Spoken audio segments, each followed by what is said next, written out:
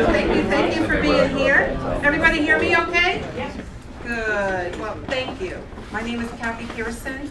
I'm the Assistant County Administrator for the Public Services Branch, which I'm proud to have parks and libraries underneath this branch. And so thank you for being here tonight. We hope that we can sort of give you an education of what our Board of County Commissioners is facing and some of the parks and libraries fundings and what our board has done, but where we need to go. And so before I get into that, I do want to introduce some of the staff that's here tonight. So thank you all for being here. So we have Keith Wiley is our Interim Parks and Recreation Natural Resources Director. We have Sean McGarvey, one of our 3 teams administrators for the libraries. We have Angela Babson, who is our public relations. She put this whole show on tonight, so thank you so much. We have Budget Bob. So any budget questions you have, Bob Daring, he is our budget guru. Nancy back there, Nancy Fredericks is another one of our great library administrators. We have Tracy Glines with her. She's our manager over at Regency. We have Bob Harrison, he is with the libraries and great PIO and all that good stuff, all the graphics. And we have another guru of numbers here, and we have Louise Anderson. She does all of the budgets for the parks. We have Curtis. Curtis does our Restore Act and does a lot of the maintenance and oversees a lot of that, right? And then Brian Taylor, I think a lot of you know Brian. He's really into the weeds with all of our leagues and things of that sort with parks. And then who am I missing? Mike Legg. Mike Legg is our video guy. You're going to see a video that he created. He also works with the libraries. And then Kevin Griffith is the other 3-headed monsters, I call them, over the libraries, and one of the other administrators. So thank you all for being here. But I wanted to start off with why. Why are we here? What are we talking about? What's going on? So the county budget can be a very complicated animal. And so the budget right now for the county is about a $1.3 billion budget, and that most of it is from the tax collection, the taxes that we collect. The general revenue is that pays all of Parks and Recreation, that pays all of libraries. Well, back in 2008, some of us weren't even here in 2008, but there was the Great Recession and lots of things got cut. And normally when those things happen, parks and libraries suffer, okay? So that's normal throughout all the counties around the nation. So we had our cut. I came here in 2014, and we saw the economy starting to get a little bit better. And at that time, the Board of County Commissioners said, it was brought to their attention that our parks, we had deferred maintenance, we had a park master plan showing that we need all these millions of dollars to get things going. We saw a reduction in our library staff. They weren't open on Mondays. So the Board of County Commissioners heard, and they said, okay, we're going to start with libraries, and we're going to give them $1 million extra a year. Since 2014, I think this year is 1.5 million, somewhere in that area. So we are blessed and happy that they did that. So that started with the progression of doing some deferred maintenance. But it certainly didn't catch up, because back in 2008, now we're in 14, we're still behind. And it's not the Board of County Commissioners' fault. They support us. I'm really, really happy about that. It's just a pot of money that we have. That's the only pot that they can give, and they got to divvy it out through the whole county, right? So we got together as a group, and we said, geez, we've got to think about what else, how can we fund our parks and libraries, and how can we get better? We were blessed that the Board of County Commissioners this year did a 3-year plan for libraries to start opening the libraries back up on Mondays. They started with Regency and Land O'Lakes, right? And then next year, we're going to add 2 more libraries, which is Hudson and Dade City. And then the 3rd year would be the rest of the libraries. So they'll all be up and running on a 6-day week, which we're really happy about. But we still have other things we need to, we haven't built a library. We have people in Wesley Chapel want a library built. We have still deferred maintenance, which staff is going to talk about. So this is what we want. We were told to come out to our citizens and find out what you want to pay for and what you don't want to pay for. And they're going to talk about MSTUs, which you're going to hear about that tonight, and you're going to hear about our general revenue.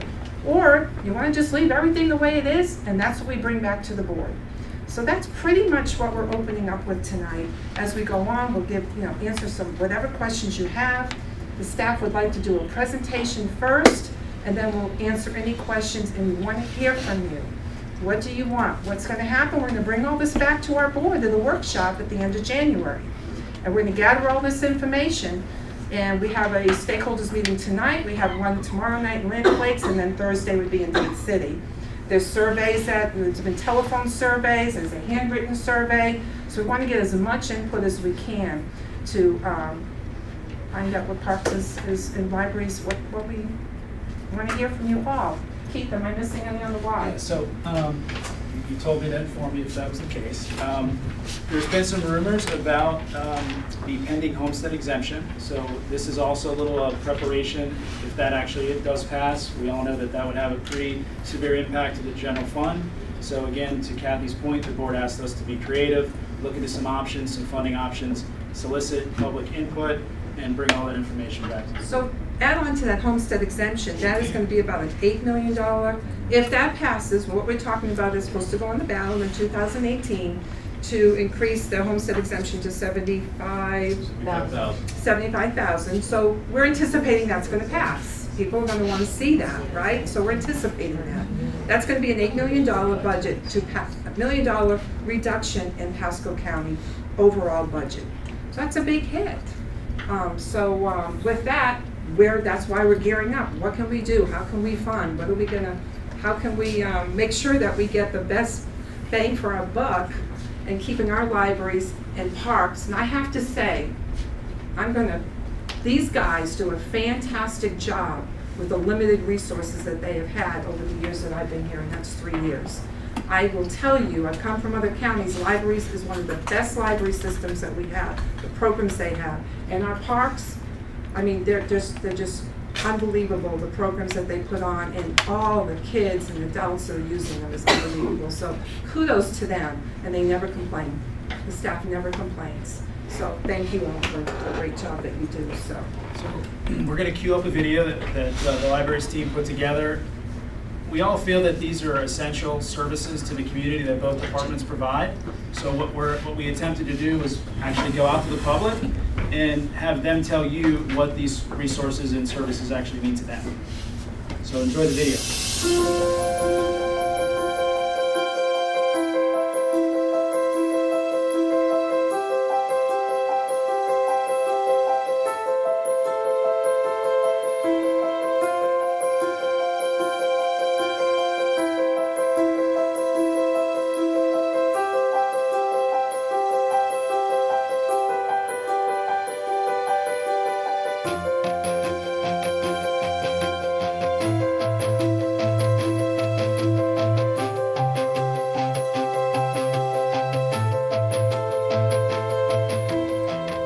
Hi, my name is Andrew, and we live here in the area, in Pasco County, and I just want to tell you, our family absolutely love the library and the park system. For us, the library has been such a huge blessing to be able to take our kids here.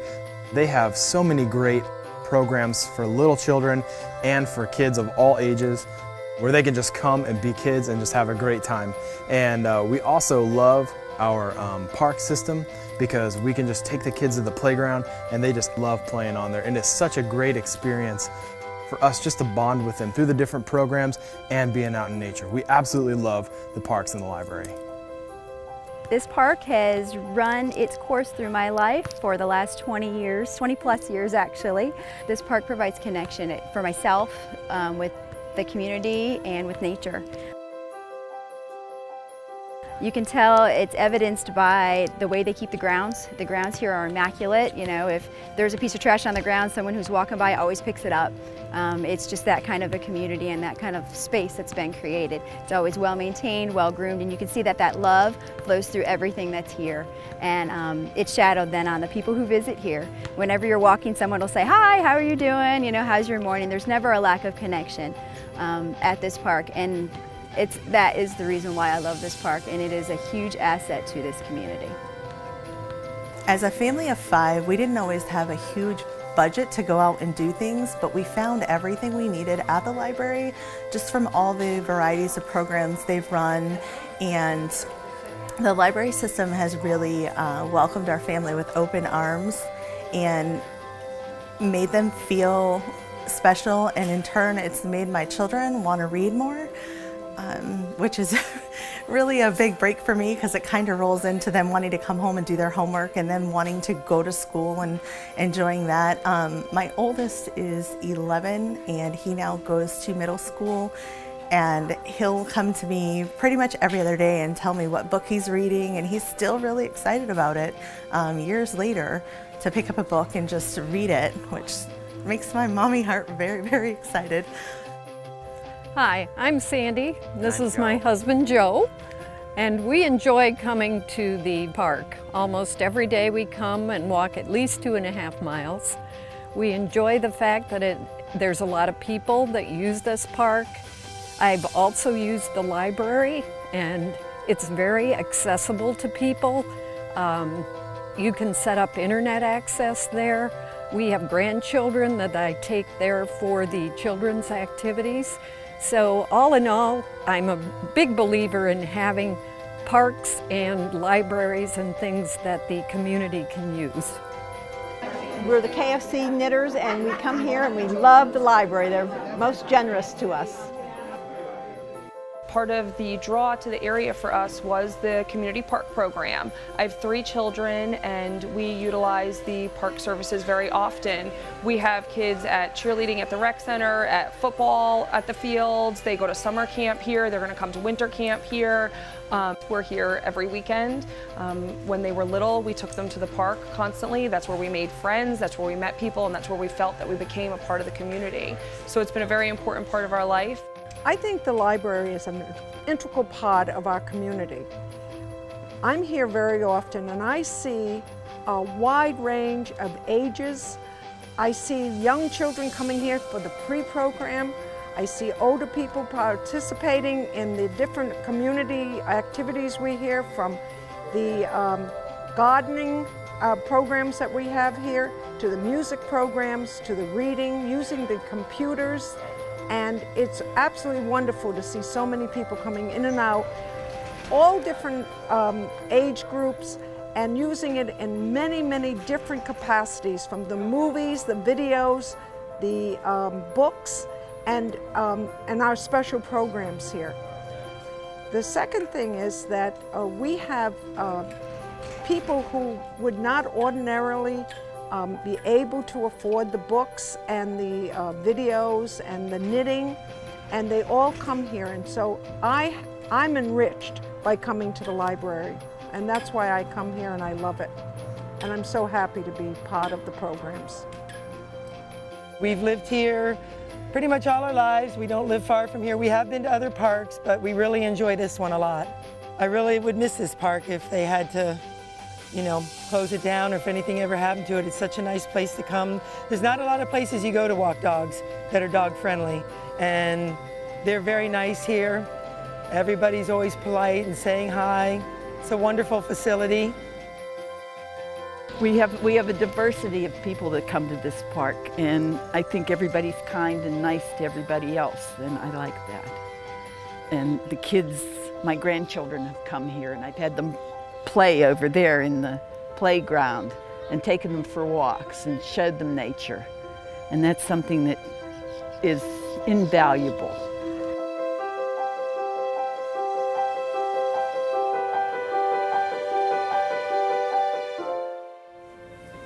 So full disclosure, those were not paid actors. Actually, Mike and company actually found all those people, recreating in both the libraries and the parks. I'm going to turn it over to Sean so he can handle actually Bob's here, so I wonder if Bob can Bob do wants budget. to do it. No, just easy. So Sean's going to talk about budget, and then I'll pick up and talk about, we're both going to talk about each department at that point, then wrap up, and as Kathy said, we'll be available for questions. So I'm going to try and go through this, but as Keith said, hopefully if there are any questions, could we hold to the end and we'll answer everything as well as we can.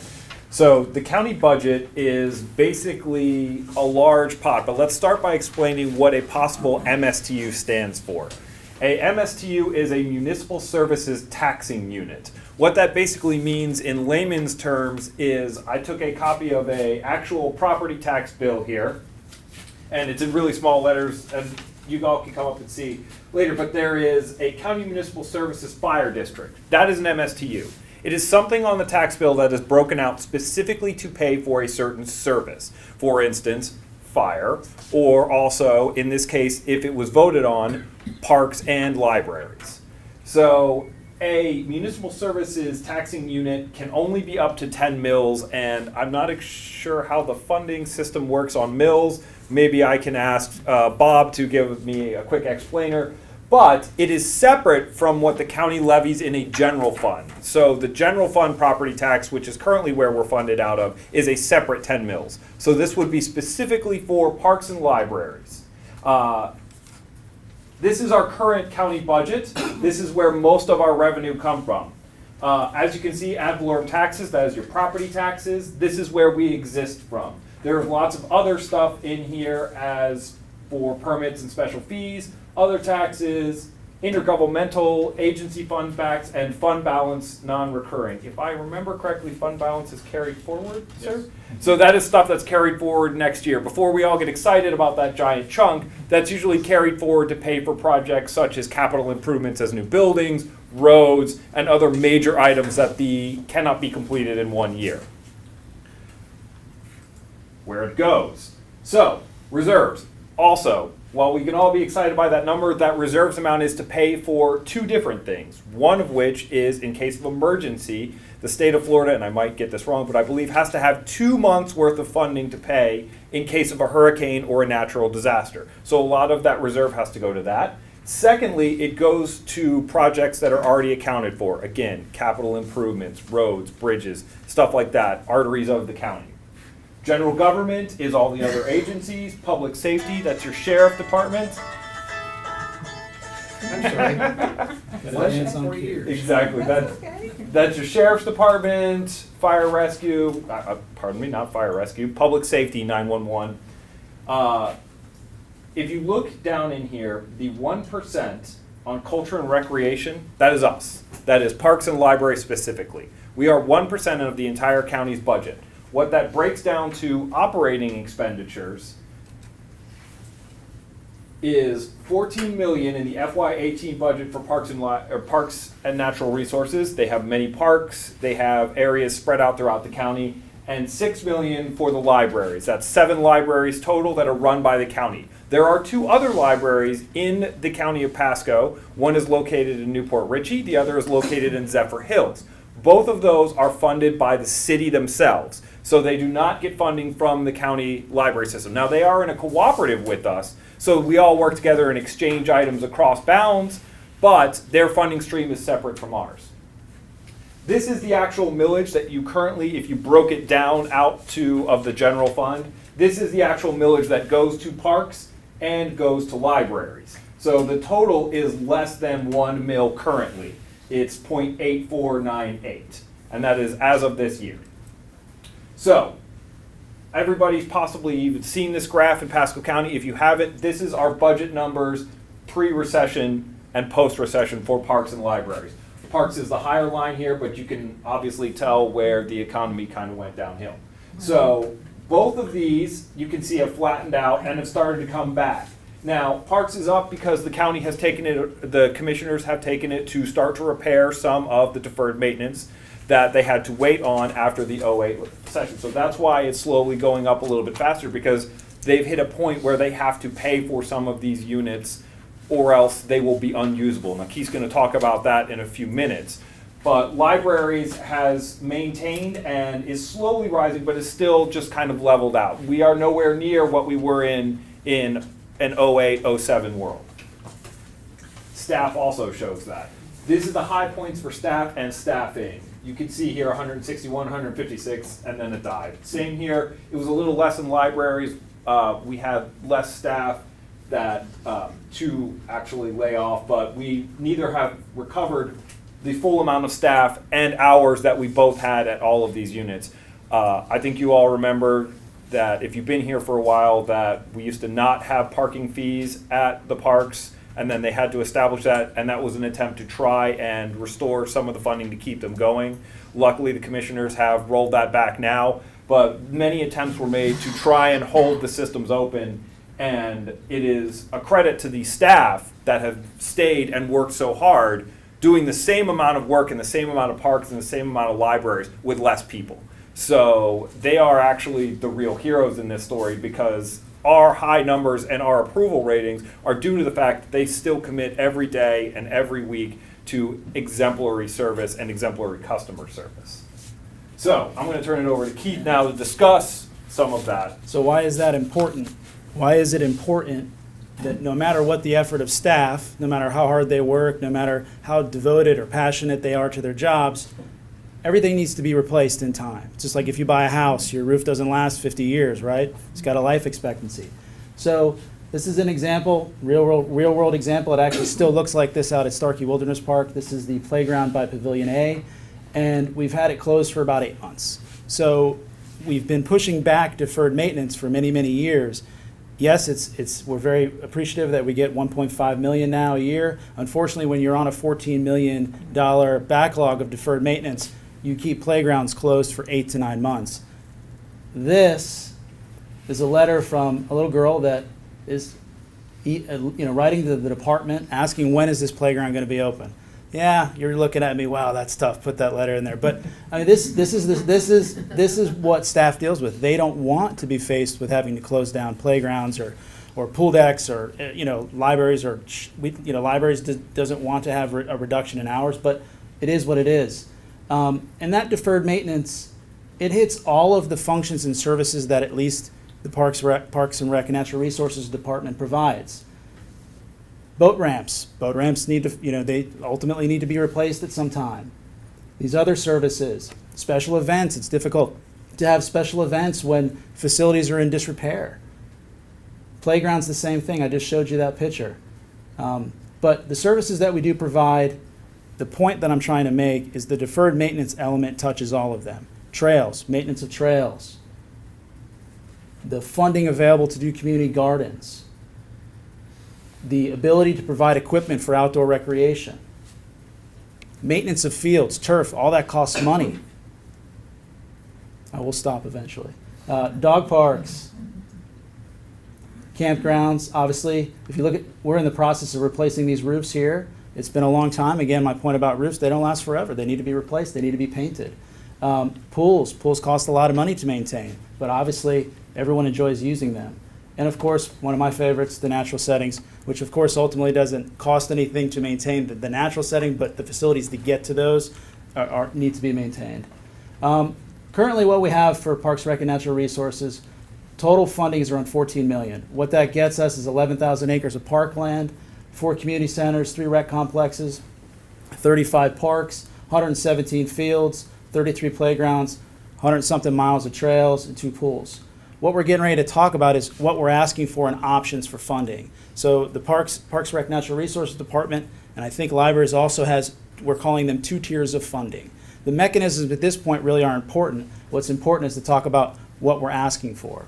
So $14 million is what we currently have. What we're asking for in the full-blown option for our department is $28 million. That would be generated annually, not expended, but generated annually, with the ability to actually tuck money away, so when deferred maintenance projects happen, or we need to expand facilities, or new growth happens, we have the capital available for us to go out and hire a contractor to do a site plan to build a facility. Tier 1. These are the 2 options for the department. So Tier 1 basically covers improve operations and maintenance, so it's the existing budget basically on steroids. It handles all the deferred maintenance, that $22 million backlog that I talked about. It also addresses the expansion of existing facilities. So these are the things that we can actually see. The Starkey Ranch Parks, the Wesley Chapel District Parks, Connerton Park, things that there's already some development occurring. Maybe we have an idea, a concept of what we want to do, but we don't actually have the capital to build it, right? Tier 2 is all of the growth that's identified in the Parks Master Plan that was adopted by the board in 2015. So that's $134 million, but the proposed MStu would only cover 50% of that $134 million. That's where you take a needs assessment in each area of the county, market area, and you decide what's missing. So that's to address the growth as all these epicenters develop, as all the projections in Pasco County we know it's coming. We know growth is coming, and this is the Parks Master Plan, and this Tier 2 option is an attempt to fund that growth. These are really just the obvious things that the benefits to these services. I would probably assume that most of you in this room would know what they are, but the benefit here is to have increased the facility. Everything that's spread out across all the market areas would be equitable. It wouldn't be like we're going to basically build something over in the west side and not address something in the east side. So that's the approach with this master plan here. You'd have a balance of variety of active and passive opportunities. We'd be able to provide sports and cultural events. It'd be an economic catalyst ultimately. We'd be able to maintain existing facilities for the long term. We'd be able to promote health and wellness. We'd be able to, this is a big one, increase water access. We have 2 public boat ramps in the county. That's crazy, we only have 2. Here's a breakdown of the 2 options. Tier 1, $20 million. That's current budget, deferred maintenance, expansion of basically of facilities, and those 3. Tier 2 includes 1, 2, and 3, those 3 elements, plus it includes the growth model. So it's an additional $8 million that would be collected annually. This is just a simpler way to look at it. Tier 1, really premier service, again, existing budget on steroids, deferred maintenance, and the ability to expand the existing facilities that we already have in the ground that are starting to come up. Tier 2 is the premier level of service, that's the growth element. So we're talking Tier 1 option for Parks, Rec, Natural Resources is $47 per household per year. Tier 2 by itself is $17.85 per household per year. Combined is $64. In a much more prettier graphic that libraries helped us put together. Existing service right here, this is per month, is $2.47 per month per household.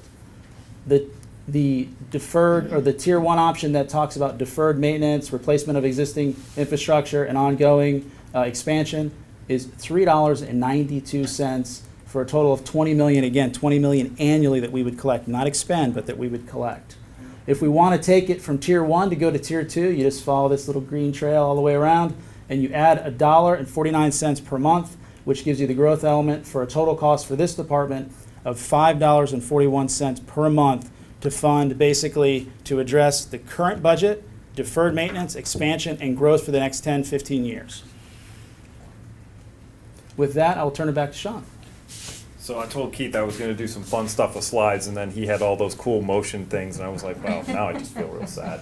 So along with what Keith was talking about, I wanted to show some of the programs that we do in the libraries and why we still are relevant within the county and what big difference we make. And the reason I want to do that is, how many of you just assume that we check out mostly books and DVDs? It's all right if you can raise your hands about this, because I get this a lot. But what I wanted to also show is what we do is so much more than that. This is actually in one of our libraries. We have a fully functional wood shop. We have classes where we have people come in and teach other people how to make chairs, how to make vases, how to make pens. How many of you have ever had to buy a son or daughter or grandson or daughter a Harry Potter wand and know how much those cost? We make those. The kids make them themselves. You've never seen anything as cool as a kid make his own or her own Harry Potter wand and how attached they get to that. We also do a lot of other stuff. We teach sewing courses within our libraries.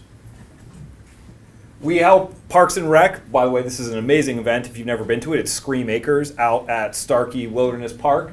We do the Safe Zone. We run it. We have popcorn. We have movies. They had, I think, 6,000 people come through Starkey Wilderness Park for that event. That takes a massive amount of staff and a massive effort.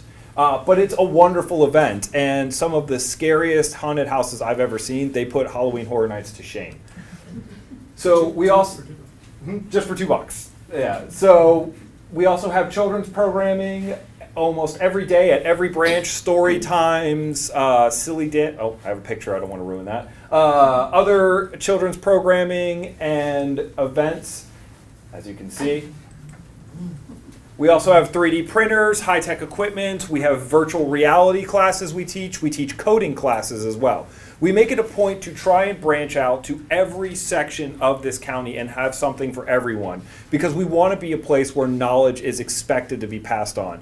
If you'll pardon me for my 30-second elevator speech, the library system has always been about knowledge. It's not been about books. The easiest thing to pass the knowledge on with the last 3,000 years has been the books. In the last 15 to 20 years, I think you all would recognize that has changed radically. But we are still about passing that knowledge on. In any way we can, any way that the community asks us to do, we will do it. And finally, we want to finish off as we have Santa visit every year. So, you know, that's just too adorable. This kid is awesome, so I just love this picture. All right, this is our library system current and future needs. So we have some pictures that go along with this slide, but we wanted to bring your attention to some things. These are our current statistics as compared to the state guidelines for library services. We are deficient in about 170,000 square feet of library space within the county. We are deficient in about 40 full-time employees within the county. There is some good news. We want to recognize that we have been good stewards of your money with this, and we have worked hard to try and keep up with the standards where we can. We are actually only 5 total computers behind in the amount of computers within the county that we should have for a population this size. That is because we have made an effort with the budget money we have been given by the county to do the things that matter to the community. Also, collection-wise, we actually have 66,000 more items than we should have as to the population this size. Now, I know it doesn't always feel like that if you're waiting for the next James Patterson to come off of hold, but I promise you we're doing as best as we can there. But we have DVDs, we have online resources, we have free music, free movies online, and we have a ton of cool items. We're actually starting a LP record collection that we're going to start checking out, and DVD and CD music. So we're making an effort to keep relevant within the community. But there are some deficiencies, and we're going to show you some pictures here. This is from 1995. This is Hudson Library. If any of you are familiar with Hudson, it's our biggest library at 32,000 square feet. It's kind of our flagship library. Our administration is located there. That is 1995. This is today. 2 things that have changed: the coat of paint on that color, and the computers are a different color. Also Hudson, pretty much exactly the same.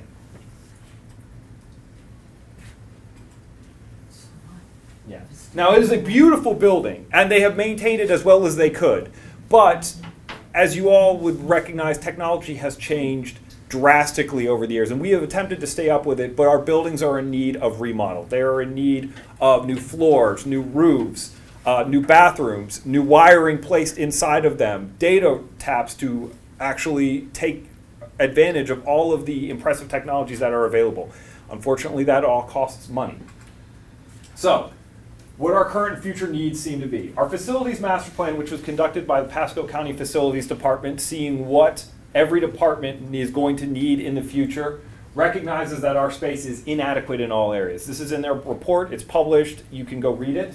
Facilities master plan recommends 45,000 new square feet of an additional space by 2019.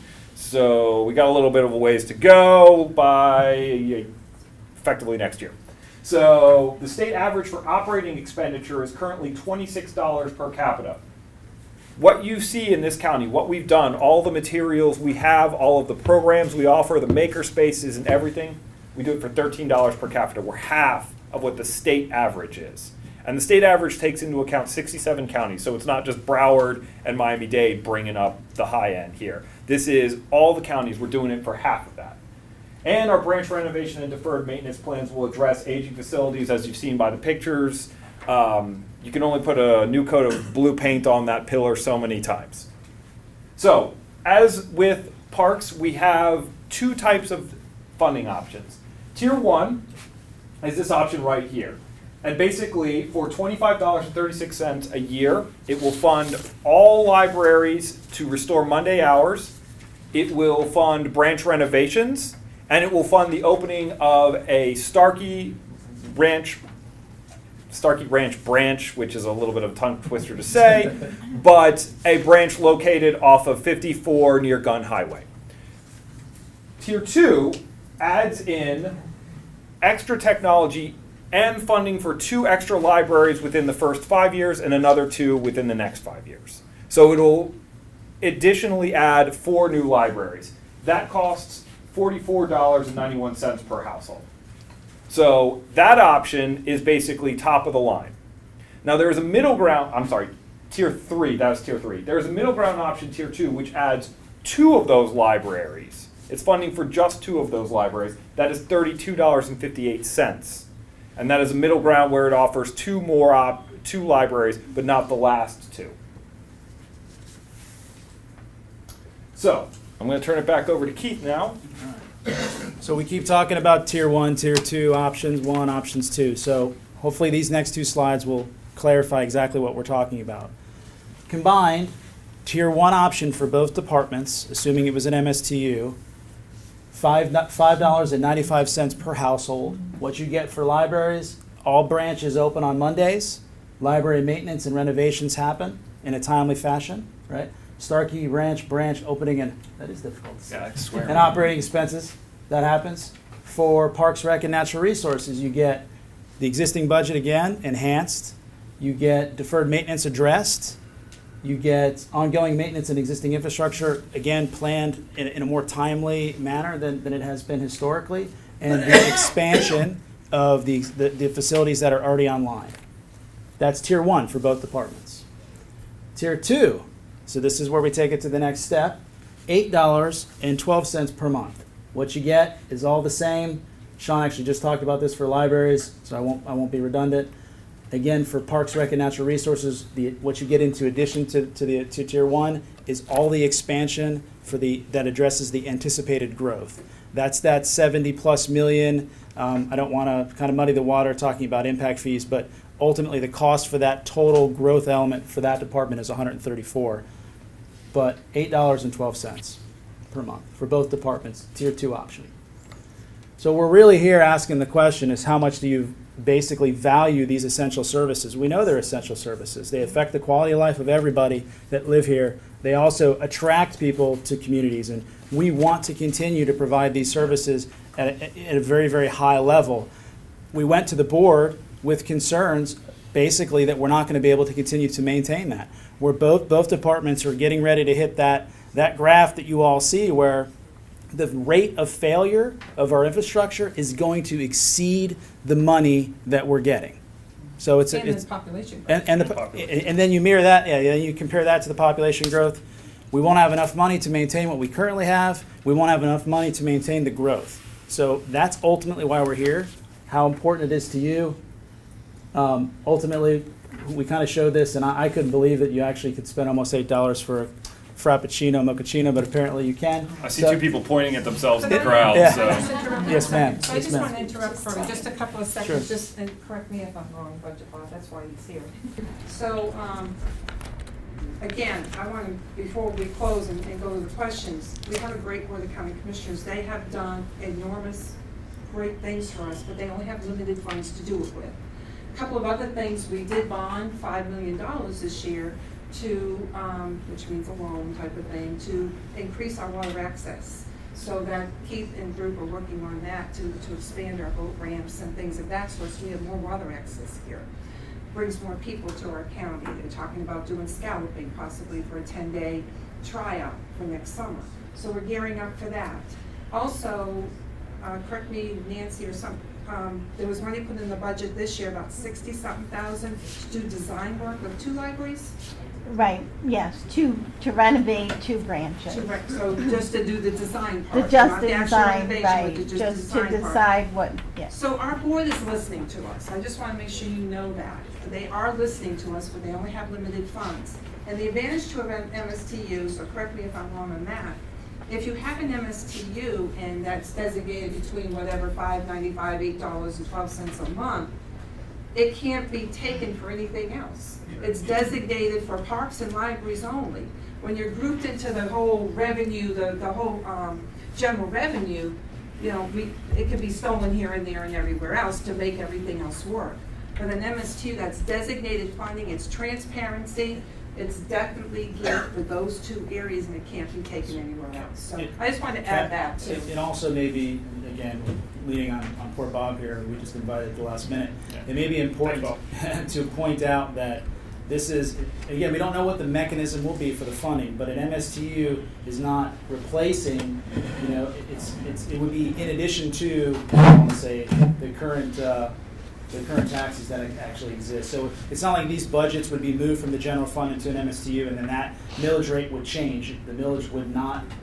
It would help fund other things such as the sheriff or Right, things of that exactly. sort. Because the sheriff is missing. I mean, he needs money too. We just wanted to be supplement with that. We just wanted to be clear that that's not what's going to happen. So, so really the next step is kind of what Kathy alluded to in the beginning. Is we're going to gather some information. The board could ultimately vote to establish an MSTU for both departments. They could also recommend that they have staff develop some ballot language and it can go out to the voters to make that decision. Or they can increase the amount of general funds that's allocated to both departments. Or, to even complicate it even further, it could be a combination of all three of those. So, but most importantly, really the reason we're here is to just solicit input on how you feel about what we just discussed. So at this point, there's staff from both departments are here to answer any questions, and we'd be glad to take any questions you And hear the comments too. Yes, sir. I have a lot to say, but we're only down to like 17 minutes, so I'll try to limit it. Just so everyone's clear, the MSTU, the Board of County Commissioners has the authority to implement that without it going to referendum, correct? Yes. Okay, the last time it went to referendum was 19. It has to have a 3-2 vote. Right, 3-2 vote, 5 county commissioners. So that's one point I want to make. So it doesn't have to go to referendum. If the Board of County Commissioners realize, and they should by reading the summary that I just read on this in the last 2 days for the Parks and Rec Master Plan, that we have not been doing a good enough job in Pasco County. You can blame it on the recession, you can blame it on anything you want. There's other counties that surround us and other counties throughout the state that have state-of-the-art sports and rec facilities, which I'm all about increasing funding for library as well, but I'm here to promote the need for state-of-the-art, bigger, better maintained, better quality sports facilities and recreation facilities for our youth. We're trying to make this a premier county. It's not going to happen without these better, newer sports facilities, not just in Weston Chapel, not just in West Pasco, not just in South Pasco. Just reading this report, soccer fields alone, and this is Noe Merrick, he's director of coaching for the West Pasco Youth, which is now going to be called West Pasco Youth Soccer Club, which is, as of this year, changing to Florida Premier FC. We have over 1,400 kids in that club alone. And I know there's other sports that are very, very important. I'm an advocate for all sports. But the bottom line is we haven't been doing a good enough job. You go to Ed Radish, you go to Fishhawk Ranch, you go to surrounding counties, they built this because they plan better than we have as a county. Kids and parents don't want to come to Pasco County and play soccer. They don't want to come here and play football. They don't want to come here and play baseball or t-ball or softball because our facilities are a laughingstock compared to the surrounding counties. So I'm here to advocate, number one, that we need to do a better job in those facilities, and the commission, I want to make it clear that they have the authority to increase MTSU or recruit the MTSUs, increase the millage if need be, to fund that both for the libraries and for parks and recreation. It does not have to go to referendum. I know it gets political when it comes to referendums. That's how Mike Wells, my first soccer coach, he's the one that kind of got this going in 1986 to change Mitchell Fields from the cow pastures we were playing on when I was a kid to where they are today. And they're nice, but they're not big enough. So nobody can attest that the fields get worn out after about 2 months because we have a huge number of kids along with rec soccer. It's all part of the same organization. There's not enough lighting on the Bahia grass training fields where we can even train at nighttime because it gets so dark in the winter. We have to plan better, and I'm on the MPO board. I'm a member of Newport Richey City Council as well, and we've acknowledged we haven't done a good enough planning with infrastructure as well with the 54-56 corridor. We're building thousands and thousands of homes, and we don't have the road system to support it right now. So now we're playing catch up. I don't want to see us do that when we're trying to attract families with kids that want to take pride in their county, their city, and their neighborhoods to our county, but we don't have the facilities to offer them.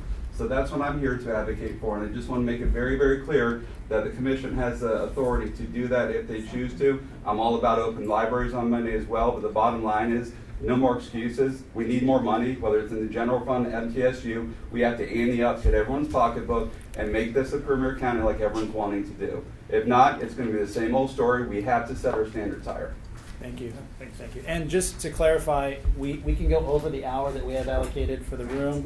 I'm not saying we all want to sleep here, but don't feel rushed to. Yeah, please, we'll be yes. here to hear you. Go ahead. Please consider user fees in your deliberations. Also, naming rights. Just because a library is going at the end of Gun Highway on the Starkey Ranch, Starkey should pay naming rights for the library. That's not thinking out of the box. So if I could just address the user fees. So the user fees, this year, the board was pretty adamant about eliminating user fees. So they voted to do away with it. So the only thing we have user fees now is for competitive sports, right? Correct. Competitive leagues and our boat ramps, right? Yes, ma'am. And our boat ramps. So that was a board decision. They may revisit that again, but they did eliminate them this year. So I can also speak to the Starkey Ranch and the naming rights. The reason it is called Starkey Ranch is the developer of that neighborhood is putting up funding to allow that neighborhood to be built. So they are looking at other alternatives to make that kind of funding system. And actually, that library is being built because the school board recognized the need for a public library, and they are putting up half of the money for the actual institution. Co-location. Yeah.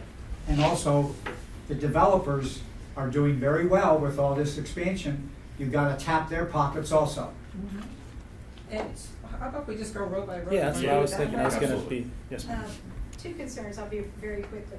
I was reading something where they might do districts, breaking down the municipal taxing units, which to me is alarming because we know that very little money is being spent in West Pasco. Just look at Bellevue Square Mall, and everything's in the center, all the development. This would be a countywide. Yeah, so we're hearing that it seems like the board is preferring a countywide MStu, if an MStu is the mechanism to achieve the objective. So equal resources for equal county. Good. Yes. And MSBU, as in boy, is the different one. That is for an area that the county deems for a certain. And those services have to be specifically available to that. Okay. This is that's what we want to not have something where only the middle can use a park or something. This would be county. Okay. This would be county, yes. And then number two, can I just do real quick budget? You can do as many. Budget Bob. It's not just the recession that brought us to your lack of funding. It's the no impact fees on the general fund for a period of time. And I know they've been restored. However, answer the question. No one is able to answer this for me. How much money was lost by waiving impact fees on permits for that window of time? And at the time of consultant's report, there were permits issued equaling 75 years of inventory on residential properties. Do those issued permits, were they all waived at that general fee? So is this a perpetual problem of things that aren't built yet aren't paying the full ante that most of the residents of West Pasco had to pay up front? Yeah, I'm not familiar with what you're talking about. You can't answer that? No. No one can answer that question. I'm familiar with it though. Okay, can you look into that? Yeah, because what is a pot of money that was stolen basically from you guys? Because these are the services that tax money should be used for in our county, and we're all for that. But we want to make sure that the state isn't robbing through increasing the homestead exemption, and the developers aren't robbing by not putting their share of impact fees in. But that question of all these issued permits 75 years outward of inventory, are they free of some of those impact fees? So I don't know if this was made clear in the presentation, but we're not looking, the MStu would not replace the existing impact fees, it would be in addition to. Exactly. So to be clear, we're also, at this point in time, not talking about, at least for the Parks and Rec Natural Resources Department, not talking about raising those. We're going to bring all this information back. That may be a conversation that comes up, but as of right now, it is not. So there's also one thing that should be mentioned about impact fees as well. Impact fees cannot be spent on maintenance or operations of new facilities. New construction only. Exactly. Yes. So it has to be something new. You can't fix, unfortunately, Starkey Wilderness Playground with that. Right. So I think we agreed to go down the road. So, yeah, that's okay. Yeah. So is there any other questions in that row? I have a question. Once, say this was, they put these costs on the taxes, is that a perpetual? It's a 10-year, so. No, it would be perpetual until the commission voted to stop it, so it would be. Yes, it would be, as he said, perpetual until the county commissioners choose to raise or lower it. They have the ability to do that. All right, so to be fair, I'm going to jump to the row across. Thank you. Okay, sounds good. Thank you. I've been a Pasco County resident for 35 years. In fact, I've worked for the department for 21. I was here for the 86 bond referendum, and I think that's where the problem started, because it was for construction only and it wasn't for operations. And then in 2008, as you indicated, with all this cut in personnel, that really continued to perpetuate the problems, because of what you had was less maintenance being done. One park in particular I know had 3 employees doing maintenance full-time, and that park went to 1. So you refer to it, I believe, as deferred maintenance. To me, I'd be looking more as a, I know there was a master plan done, I think 3 or 4 years ago. Was that plan ever looked at? I have several questions. I'll try not to. Was that plan ever looked at and prioritized to implement?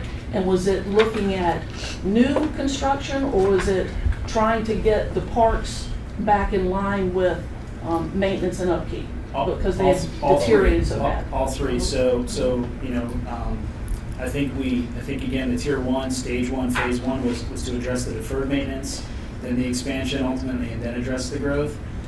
Something that I don't think I addressed clearly was the MStu. When I was joking, saying that it's the current budget on steroids, it includes a recovery of staff that we lost in that 2008 as well. So not in year 1, over a phased period of time. Because you're absolutely correct. What we have is we have enough staff to basically operate the park. Someone gets sick, and please don't think this is us complaining or whining. It's a reality of what occurs.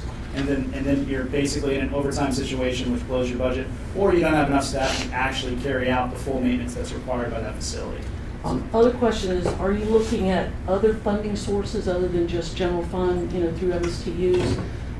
And several sources, of course, grants are obvious, but partnering with the school board, I think you mentioned about Yes. the library paying, but I mean a larger partnership where the school board is desperate need of building more facilities because of population growth in the county. So, or is the county looking at partnering with the school board to build facilities that share athletic facilities? Great point. So Connerton Starkey Ranch Park is probably Starkey the Ranch first is model. already- We're looking at that at Connerton as well, where we're going to be. There's an existing school, but we're looking at trying to co-locate that facility for when they need to expand their facilities. We can share amenities. So that is definitely something that we're Isn't that actively private? doing. Isn't Starkey private? I mean, I know those employees out there are not county.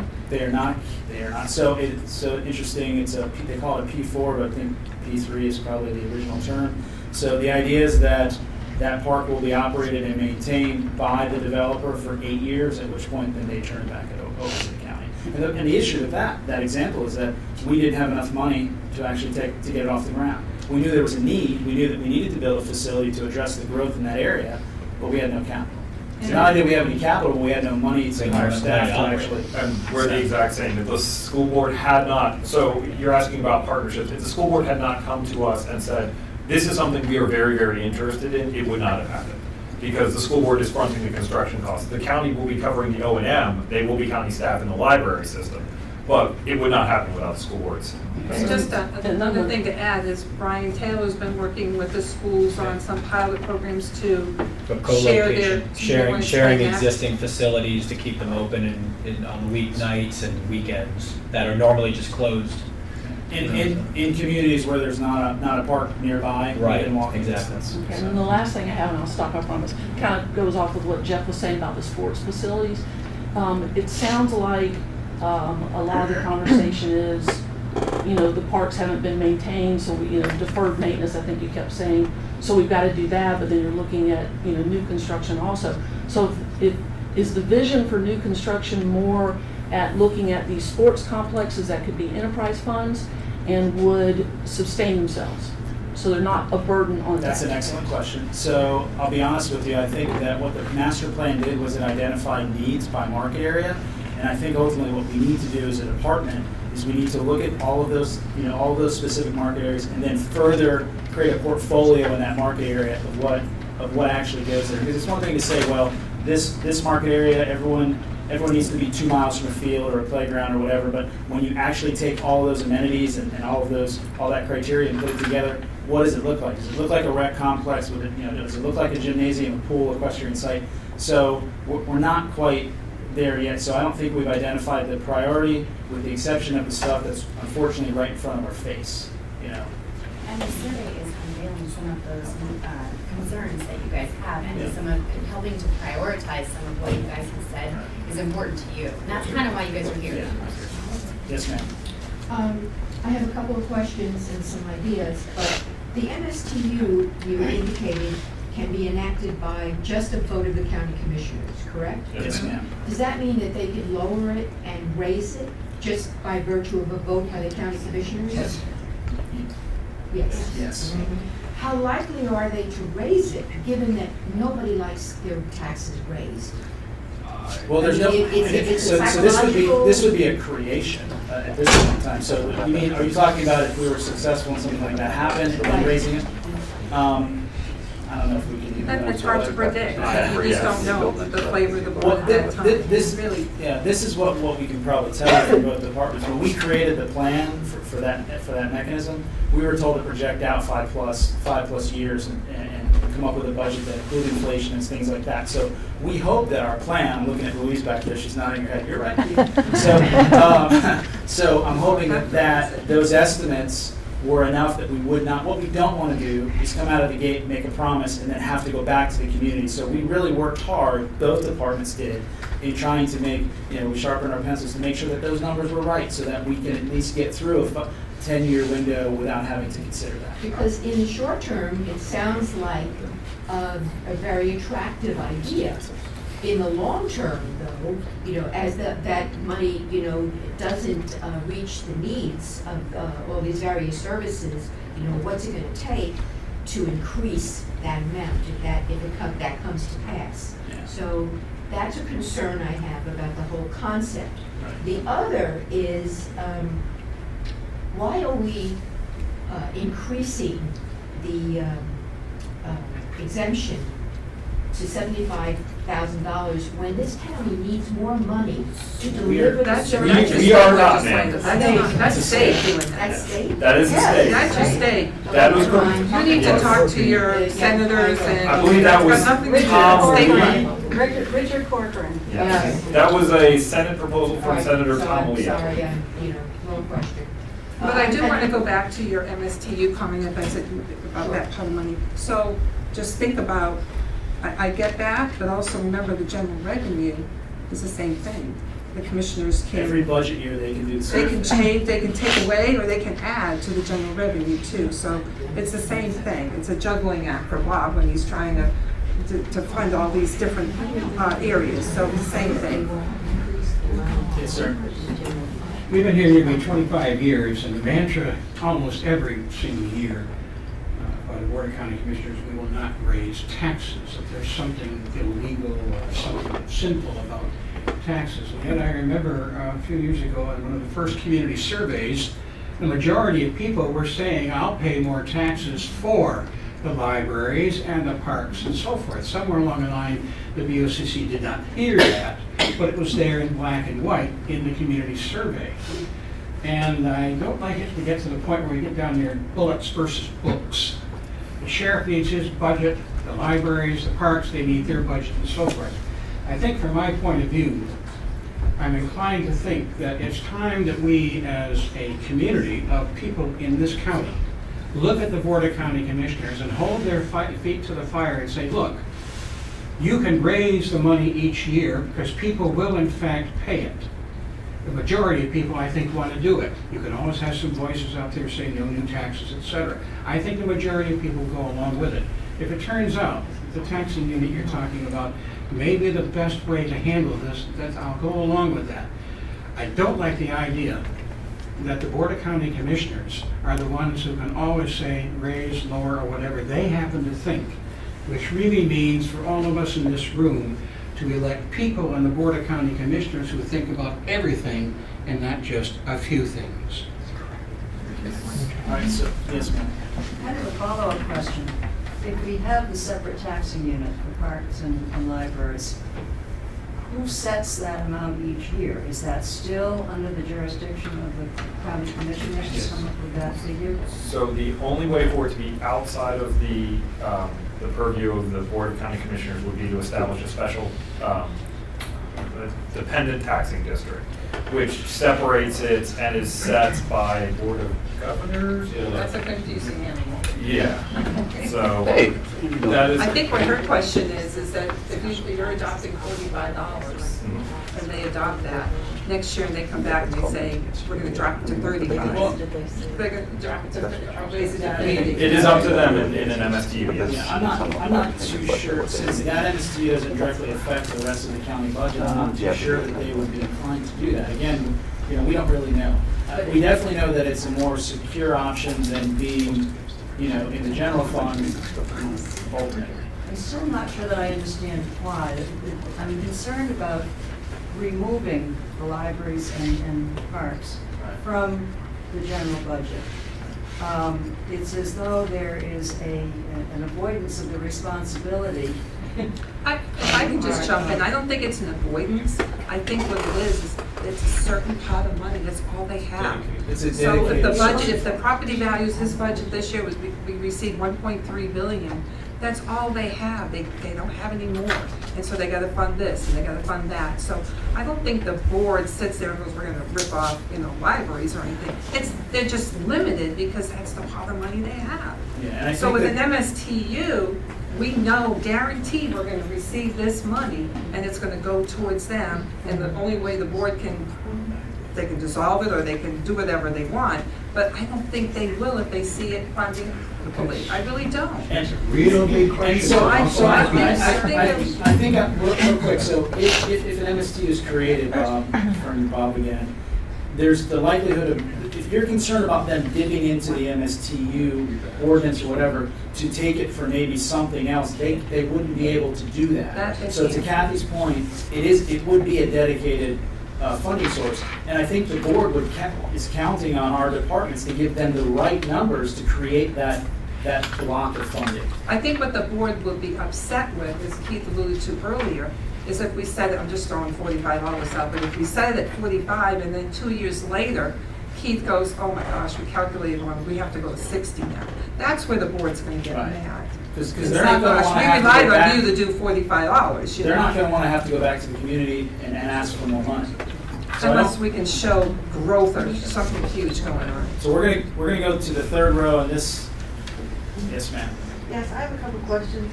How will this MSTU affect Zephyr Hills Library and Newport Richey Library? So cities have to opt into a municipal services taxing unit. If they do not opt into a municipal services taxing unit, they are not part of it. Oh, okay, but those libraries would still be funded by the county in the general fund? No, they are not funded. I mean, they receive a contribution. Absolutely, they are still funded out of the city's budgets. So whatever the city takes in is how much they choose to give to the library system. The county has no control over the city's budgets. We cooperate with them. We work very well with them, but they are their own budgets. They have their own directors, and as you know, they work very well on their own systems. So their budgets, I'm sure. By the way, the Newport Richey Library is open on Mondays. Yes, they are. And it's a great facility. All right. Okay. That was a lot of information. Now let me just say, and forgive me if I missed this, but I don't recall hearing too much about stats. Okay? Like for instance, are you telling us then that all of these libraries are just filled to the hilt with people all the time? No, ma'am. Is that woodworking class filled with people doing that all the time? 14 hours a week right now, because that is the volunteer staffing we have to run it. Okay. The reason I bring up stats, meaning what is, because the truth is, not everyone in the county uses the library or uses the park. Absolutely. I would really love to know that percentage, but I don't think we have a way to find that out, do we? We do actually. We have those stats. I can probably recite them all in my head. Which stat would you more interested in? This is for Pasco. Yeah, I want the comparison between who uses and who doesn't.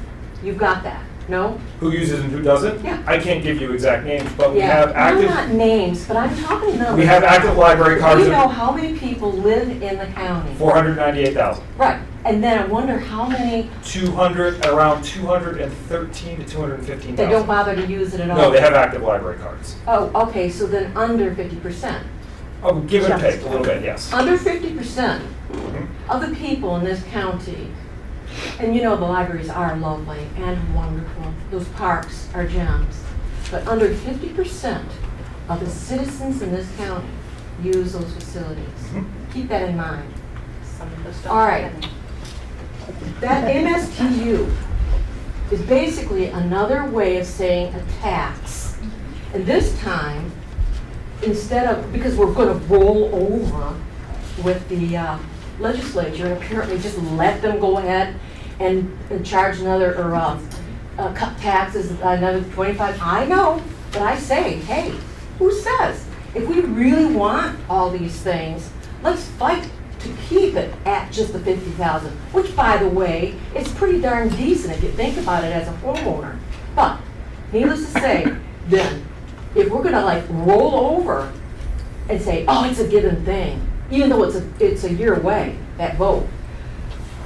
So what you're espousing, let's say, is another tax that comes into our pockets and says, here you go, because we've given up on dealing with legislature and their push for an additional $25,000 homestead tax. That's not the reason. We would be coming, Oh, I we would know. be educating That's this one of the anyway. reasons. Right. Because of course you've got all these aging facilities and whatnot. I was around in '84 or '86 when all that took place.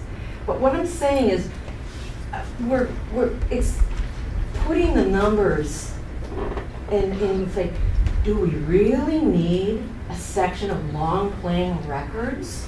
I mean, you know, I think you need to think of what it is you all are offering and maybe pull So back. the woodworking section, Yeah, just for an that's instance, just an example. is open 14 hours a week. Mhm. And last year alone, in a class size where they could hold about 10 people, Mhm. 14 hours a week, they had 3,000 people. Mhm. So do the numbers on that, and that's at one location, and you'll see in that. The Now, long, that class, also, do they pay for those supplies? they do not, because it's taught by volunteers. If I can add a little bit to that. So these things were, Sean and group just didn't say it was going to put woodworking into the library. They did citizen input. They had meetings like this in each of the libraries, and this where they got the ideas. This is what people said they wanted to see. So we're listening to the citizens. It's not Sean and Kevin and Nancy just saying, hey, let's put these in our libraries. They're hearing this, and when they hear it, they implement it. So Okay. I just want to let you know And that. one last thing I'm gonna say, and then I'll pass it on. Somebody up there, bless your little hearts, said, we wanna have something for everyone. Well, something for everyone is just not feasible sometimes. Sometimes practicality comes into these decision processes. Thank you. Thank you. How's it going? I'm Nogi Merrick and I'm the director of West Pasco FC, which is known as Florida Premier right now. And like Jeff spoke about, we have 1,600 kids in our club, so I'm a witness at the parks every single night. So I'm at the parks every night, and the fields are overcrowded, and there's no parking. And to me personally, our kids, I moved here 18 years ago from Germany into Pasco County. And I love this county, and I'll never move out of this county, and my whole family, we invest a lot into the county. And I think our youth, our kids are the most important. With the growth of the county, the way it's grown, our club in the last 4 years grew 75%. So with the number of kids we're attracting, we're putting a lot of effort in, with the quality of training we're providing, the leagues we're in, with the coaches we're bringing in. We just brought in Martin Gramatica, which most of you know. They came over from Tampa over to Pasco to coach for us. So it's things like that we do, but we need the help of the county. This year alone, our members in the club invested close to $50,000 into Mitchell Fields. That was the members' money. We built a deck that was $35,000 on county property. It's not our property. So we're trying to help the county, but we do need the county's help to improve these facilities for these kids. Every time I talk to the commissioners, to anybody from the county, everybody talks about Premier County, Premier County. You want to become a Premier County. How do you become a Premier County? You need premier facilities. with our leagues that we're playing in and our kids that are playing in, are bringing in a lot of people from outside the county, which helps the tourism. Maybe not heads and beds, which it does sometimes with teams coming from Miami or Orlando for hotels, but all the local restaurants on a Saturday and Sunday. All those restaurants around Mitchell Fields, Collier Fields are all affected. They're all making money off those fields. And if we can build bigger facilities, premier facilities, we can host big tournaments. Our tournament that we host in April brings in close to 120 teams. There's some tournaments that bring 500 teams. Just imagine the beds and heads and how much money it will bring into the county. So there's much more to consider. To me, the youth, again, I have a 5-year-old and a 9-year-old that I don't want to take to Hillsborough County. I don't want to take to Pinellas County. I want him to stay in Pasco County. And I think everybody should be proud of our county and do whatever we can to give this opportunities to our kids. There's no reason for them to go to Pinellas or Hillsborough. Thank you. So that's. I have to actually get to soccer practice. I'm just gonna just second what Novi said. I mean, this Novi's an exceptional soccer player himself, and he's director of coaching. We have some teams through our competitive soccer program that are state ranked in the top 5 in the state. His son's team, my son's team, 8, 9-year-old kids are beating teams 10, 12, nothing. We have the sourcing here with the families. They just need a better venue. And I'll just leave it at this. Sims Park, when I started as a city council member in Newport Richey, I'd walk through Sims Park, and I didn't want to take my kids there because the playground, which was phenomenal, was built by the community and the Rotary Club, and everyone got together and built the playground, but it was just outdated. You couldn't see your kids. It was a wood playground on the other side. We had vagrants in the park on a regular basis who were finding syringes in the park, liquor bottles. I mean, anyone that lives in Newport for any period of time in the city limits will tell you, we put over $2 million into the park. We did a lot of planning. We hired Kinley Horn to design the park. We had a lot of opposition from a lot of residents, just like we're going to have. Anytime you ask people for more money, they're going to say, how are you spending it? You're going to get opposition. But I will tell you, we put a splash pad in. I walked through the park today on my lunch break. It's November, right? Almost December. There's 8 little kids running through the splash pad. When I proposed the splash pad based on Kinley Horn's recommendation, people were coming to the city council meeting and say, it's just going to be ducks in there. What a waste of money. They didn't want to shut down Grand Boulevard and encompass Orange Lake into the park. It's an absolutely phenomenal facility now. Lane will tell you, every weekend we could have an event there every weekend, and we're having to turn people away from wanting to do fundraising events in the park. It's changed the entire dynamic of downtown Newport Richey. Frank Starkey and other investors are putting millions and millions of dollars in there. Like Novi said, we drove our kids to Jacksonville and getting to a soccer tournament. There was like 500 teams there. Talk about a revenue generator, and correct me if I'm wrong, but with the tourism bed tax, that was funded primarily to build a new facility in West Chapel, correct? As a tourism mechanism. 11 million of it. How much? 11 million. No, 8? Yeah. 8 million. Which I'm not against, and I want this spread out evenly over the county, but like this nice lady in the second row said, a lot of people in West Pasco, I mean, it's not a secret, we've been the tax base for decades, we're feeling a little shafted now, seeing all the money go to Central and East Pasco. So I really like the plan y'all have come up with. I'm all about the MStu, if I pronounce that right, the acronym. But like Novi said, we just got to set higher standards, and I think it's going to pay off. So thanks for having me. So hopefully you complete the survey. I did, yes, so ma'am. we have that Just to add one more thing, I'm sorry to interrupt. There's other people too, so go right ahead. Brian Taylor, guys, again, he does an amazing job for us, and I really feel bad for him because they're understaffed. And again, we're sitting in a meeting talking about buying trash cans. Is there enough money to replace 10-year-old trash cans? I mean, stuff like that, again. I tell Brian to bring his trash cans in from home. Okay, so again, We did replace the trash can. Thank you. Yes, sir. My name is L.T. Legg. I'm the vice president of the board with Florida Premier. And I do want to say thank you to the county. It's a wonderful working relationship that's there, and it's a give and take. Having lived in the county for a little over 18 years now, I will say one of the things that's there that's going to be a challenge for this is things from the past. And the fact that this money's been going to the general fund. The fact that a lot of us, when we built here, we paid impact fees, that there were things to be parks built. That money's gone. We all know it's gone. We can't change that. It's the same thing of when I look at it, I don't have a problem with us as parents paying a fee to the county for using the parks for competitive sports. Don't have a problem with that, but that money goes to the general fund. You know, I'd love to see that money go back into the parks. You know, It goes into It's recognized as revenue. offsets our expenses. So- Okay, so it does go, but it'd be nice to see it go to certain things. You know, we put a lot of money in besides the deck, you know, to try to just keep the things up, replanting seeds, you know, to reseed it, trying to keep people off the fields, which is not a good thing, just to try to be a good steward with you guys. You know, obviously this is something we need to look at, but this money needs to be, it needs to be there, and it needs to know that it's gonna go there. And, you know, some of us have been through it once before where it was set to go and it didn't. And that's nobody's fault today. I think this lady's Yeah. had her hand Yes, right ma'am. up Yep. here. Yes. Yes.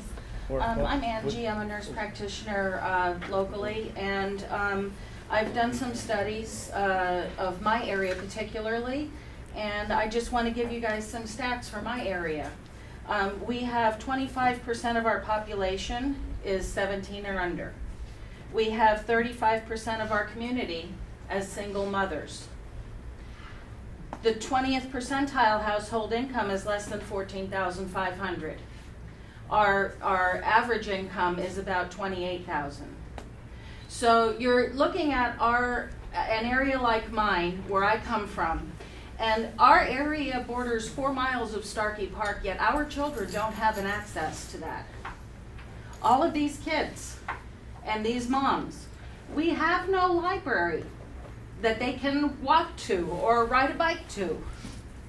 So what I'm here to say, I'm sorry, I'm a little emotional about it, but I think we need to get out of this pantomime box of, do you want this one, or this one? And I think we have to look at a new model. You're starting down the right path, but you're stopping part way. So as a practitioner who's been trained for 2 years in communities and how they should be set up, and also in how to assess their needs and how to get those needs. For the areas like mine, like Trilby, like areas of Hudson, all up and down tucked in 19, we need to put together services that are together. Perhaps we don't need a 30,000 square foot library. Perhaps what we need is a 30,000 square foot facility.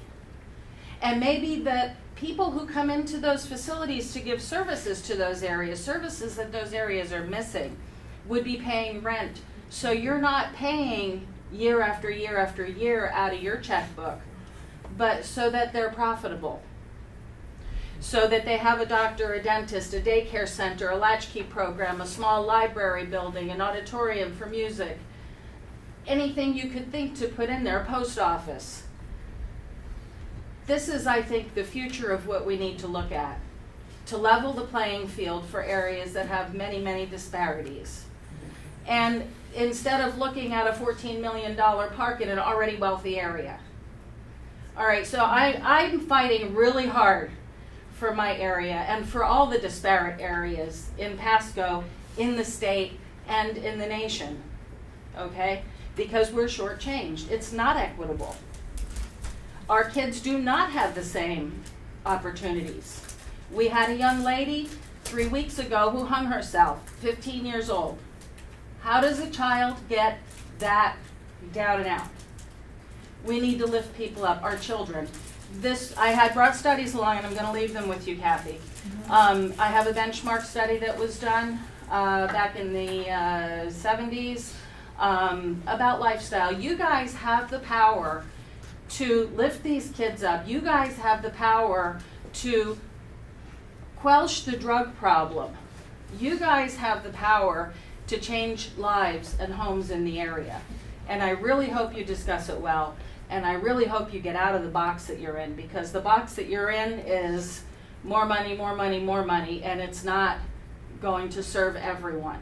So when you're seeing less than 50% of the area using the facilities, probably 50% of us can't get there from here, especially the single moms. struggling with multiple jobs, keeping cars going. So we have to think a little bit out of the box and be equitable about things. So I just have a question. Yes, So, ma'am. about that, I love your comments, but still it's not addressing how do we fund that? So how do we still need, You have to fund it, and I have to say, I look at the utilities building in Land O'Lakes and I'm like, who needs a castle like that for utilities with that level of security? Are you kidding me? Where do you guys cut this money from? Where do you come from with that? So They have to they are really look what at they things. call an enterprise They have to fund. really look at how they're spending their So money.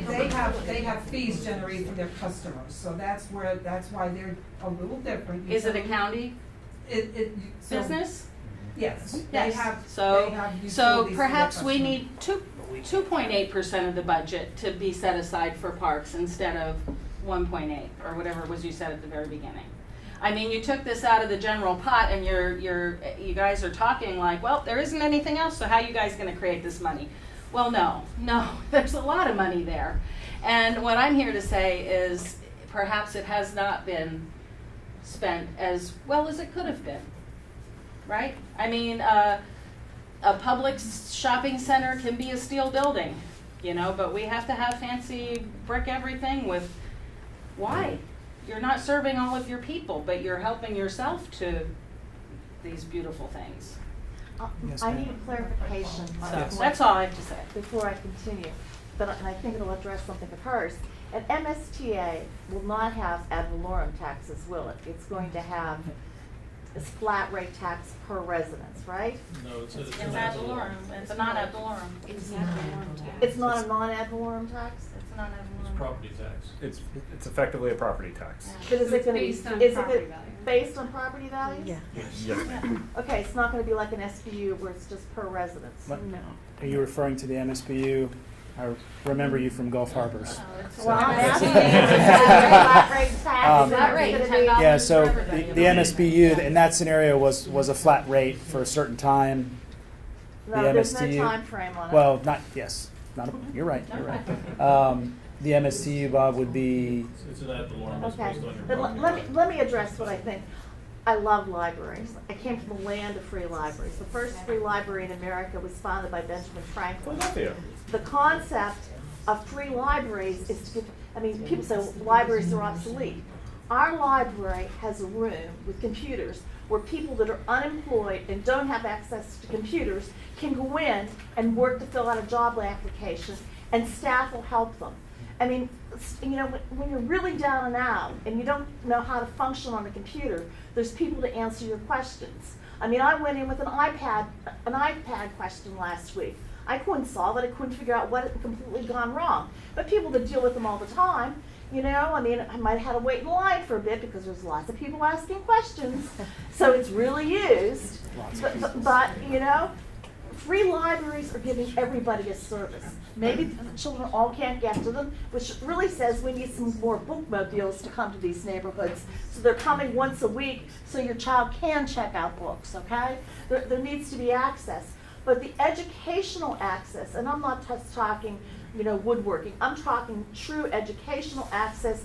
Our library allowed people to get a high school diploma by going to the library when they missed their chance in high school. Not a GED, a real high school diploma, which counts a lot more for employers.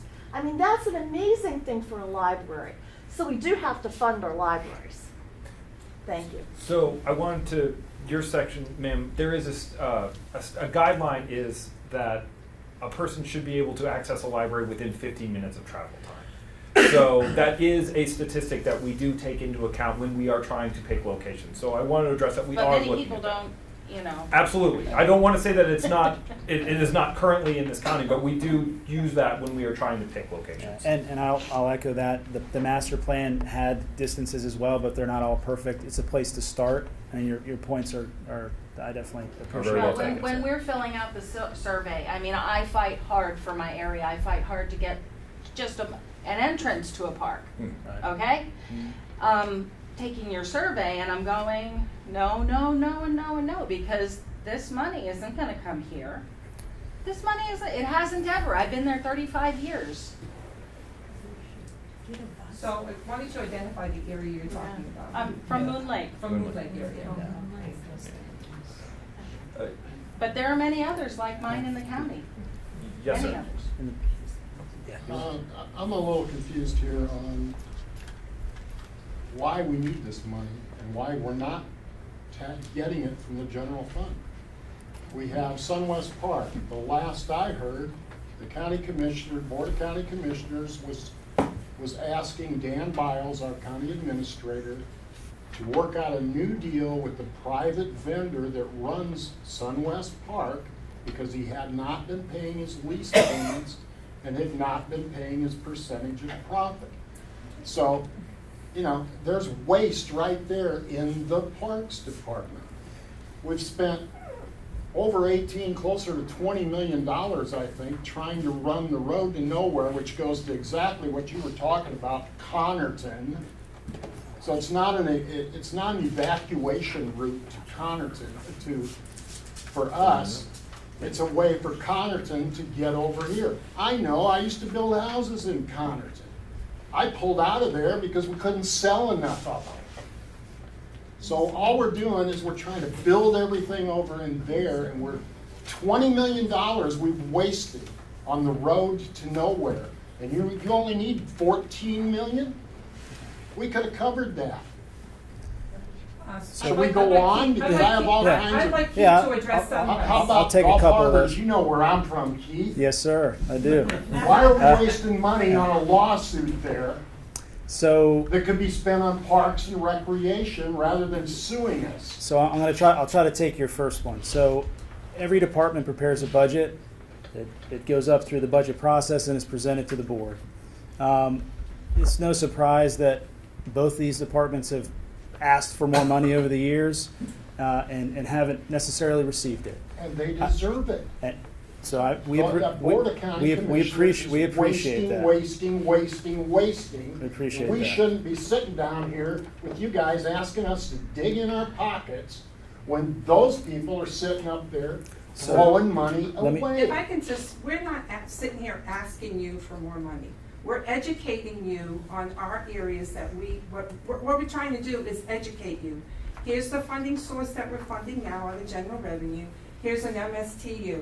We're not sitting here saying we're digging your money. We're asking you, what would you like us to do so we can bring it back to our board? Call your county commissioners. I've done that. I'm just saying, talk to them. So I don't want you to think it's staff here saying, we want this money.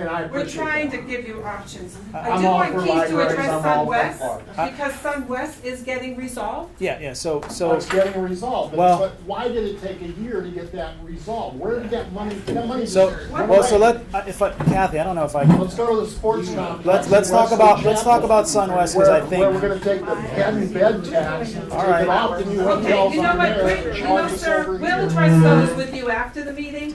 Really, what we're here tonight is to do MSTU versus general revenue, and we'll stay after and address your issues. That's what I'm addressing, general revenue. They're wasting the general revenue, and then we're asking for an MSTU. What you're doing tonight is, I think, you said it before, all the residents before said, we want county money spent on parks and libraries. Yes, We want we to do. fund it. This system sets that up as a line item priority of spending for the commissioners, not buried in the big budget, that can be slashed with one ink pen. That is very well said. Okay, so you're making it a priority because we've said we want you to be a priority. So people, it's just making restricted funds for services we identify as important to our quality of life in Pasco County. And what do you think they're going to do with the general fund money that goes to the libraries and parks now? It's going to go from there to zero in a couple of years. Because it'll go And to an then the MSTU, that's MSTU is what's going to have to chosen. go back up because they're wasting all that money. So we want to get to the back of the row first, though. We're going to take a couple more questions and then we're going to wrap it up. Hi, my name is Kelly Smith. I just want to make sure I understand the $8 a month. That's an average, or that's a maximum? Based on the average household value. The average value of a house in Pasco County is $100,000. It's based on a $100,000 home. Okay, excellent. That's my question. And just one more point. I use the library all the time. I don't have a library card. So there's probably a lot more people that use the library than the number of people that. I could take care of that after this meeting. He's got a stack in his back pocket. Yes, sir. I'd like to say, I appreciate you giving us the information. I thought it was pretty well presented. I'm sure a lot of us have had comments that we perhaps would like to make to certain people. I've got to admit that I don't think we should ever be in a situation where in a democracy in Pasco County we say only 50% use it and therefore only 50% can use it. That there's something wrong about an idea that we don't agree that all of us are in together. We have a county that has a lot of departments and a lot of things that have to go on. I mean, I've been here all these years. I've served on the planning commission for 18 years. I've seen a lot of things happen here, and I'm almost very impressed with the people who work for the county, going way beyond because you don't have enough people to work all the things you need to do. I know that, and we brought this up several years ago when we had our citizen committee on what should we do in the future for Pasco County. One thing I would really make sure is that we all know that in the final analysis, if we pass this, that's fine, if the BOC goes along with it. But it's got to be up to the individual person who wants something to happen to hold their feet to the fire to make sure it doesn't disappear in 5 years or 2 years or what have you. That's the only way that's going to happen, short of coming up with something like a referendum every 5 years. And maybe that would be something to think about. The whole county will come in for a referendum and say, fine, we think the MSU's worked out fine, we want to continue it. Maybe that's one way to also look at it. So going back, I don't know what you're going to get in the other 2 areas of the county. It'd be quite interesting to find out. And also be very interesting, I think you're recording it, so it'd be awfully nice if on Pasco County Television, any of us wanted to at any given moment. Let's see what happened. What did they talk about? How did those things happen? Because that would let us feel that, as we sometimes think the East is getting more now, or Central is getting more, let's see. So I know we're running out of time. We've been here late. We appreciate everyone's input. I'm going to give you some options. Obviously, we pushed out the survey online. We have hard copies up here. If you would like to fill it out, staff is available to collect those. If not, you can take this card, which has a link or a QR code, and you can take it online. If no one else has any other pressing questions, we would like to wrap up unless Kathy, do you have anything? I just want to say, so where are we going from here? What's our next step? So we're going to be gathering all this information. We're hopefully going to be presenting at a workshop of the Board of the County Commissioners. A workshop means they don't vote, they just hear us. We're going to give all the results to them on January 30th, we hope. And then from there, the board will hopefully give us direction. No, we want to go on a ballot. Oh, no, we don't want to do anything with MSTU. We'll just keep the general revenue. Or there'll be commissioners saying, no, at the next meeting or a couple of meetings, let's take a vote. So this is where you all have to come in and talk to your commissioners and tell them what do you feel, what do you want to see happen. So that's our next steps. So it's really totally up to you for the county commission. And thank you all.